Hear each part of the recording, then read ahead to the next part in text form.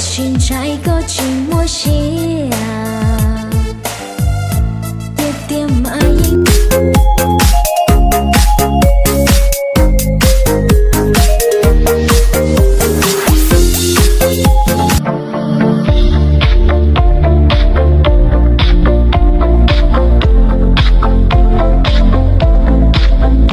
đẹp như ánh bình minh bừng lên giữa đêm tối, đẹp như cánh đồng hoa cùng khoe sắc màu hương, ngàn trăm những vì sao không đẹp hơn đôi mắt dễ thương, cùng với gió mùa xuân mang lời ca bay đến mọi nơi.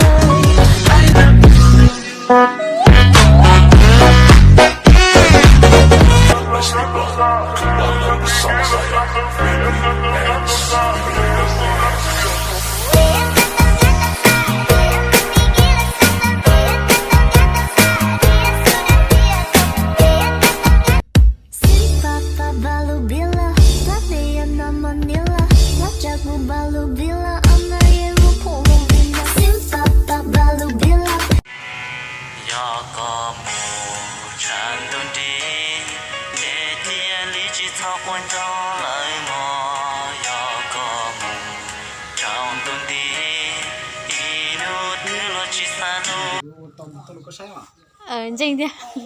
Cú lộc với chính theo. Nè, lòng đẹp. Tôi cũng như thế trong cái pha thế mà. Nhỏ á. Chứ là cá dùng thay cái khỏi rồi. Giờ như cả cho là như mấy tiêu Vượt tông tua à? Hả? Vượt tông tua này. Tông tua dùng thay với bạn.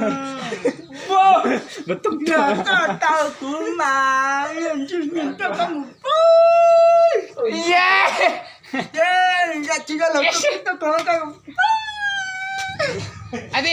Con chỉ tên là cái chuyện Lò với nó sụp. tao lò là nhở. Yeah.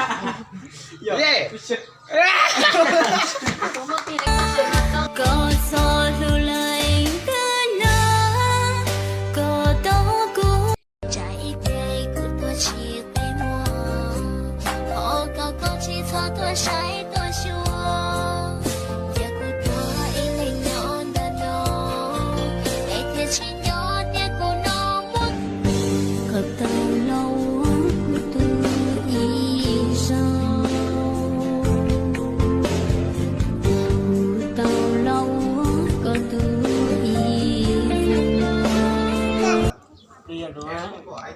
Nó khai rau mà chả à? Mà một cái lên luôn.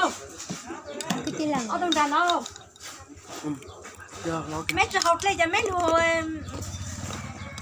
học lên mấy trường học cho bên. Dạ. Ăn đi anh vừa. Như rồi. Chẳng à. Để ông á. Đâu lại phải kiếm.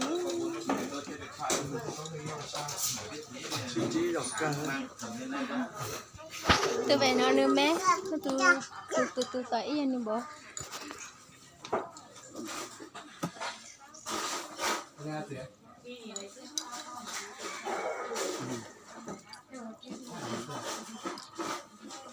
Để anh lấy